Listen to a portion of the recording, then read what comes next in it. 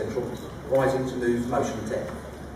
Firstly, I acknowledge the possible consequential of motion 15, which has been raised by the TNFS executive, and in part, we're both singing from the same song sheet.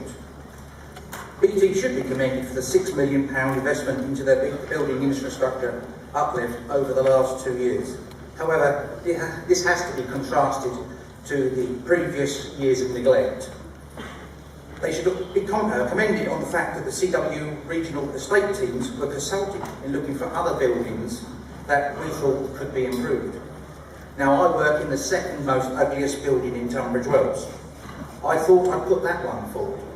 Its dubious concrete design of the exchange could be described as a monstrous carbuncle on a royal town, and no amount of uplift would ever make it look lovely. However, there were other reasons why I put this building forward.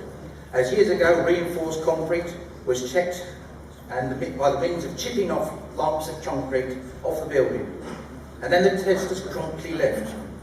Now, unless you saw lights on in the building, you could be mistaken in thinking it was derelict. In fact, one member of the public did say that to me. The exchange is now on a list of possible buildings to uplift in the future, and I suspect it's not very high on the order. If Tunbridge Wells, with its 100 staff in it, have only just been put on a very long list, how about all those slowly deteriorating, unloved, unmanned little exchanges? How are they going to get a lick of paint for their soffit boards and their front doors that they so badly need? Hence, I asked the TNFS executive to continue their encouragement and lobbying with this investment, that this investment continues.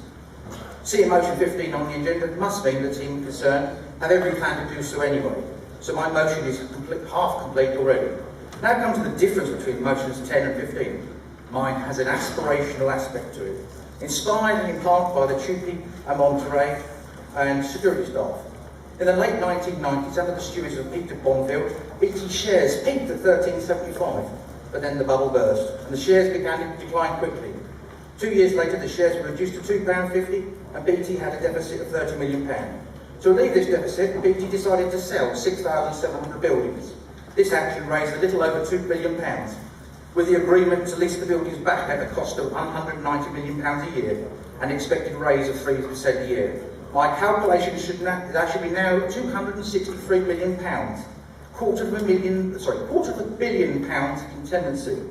The contract between BT and Telereal allows BT to buy the buildings back earlier than the initial visit of 30 years from Telereal, so it would not be unreasonable to ask if this was viable.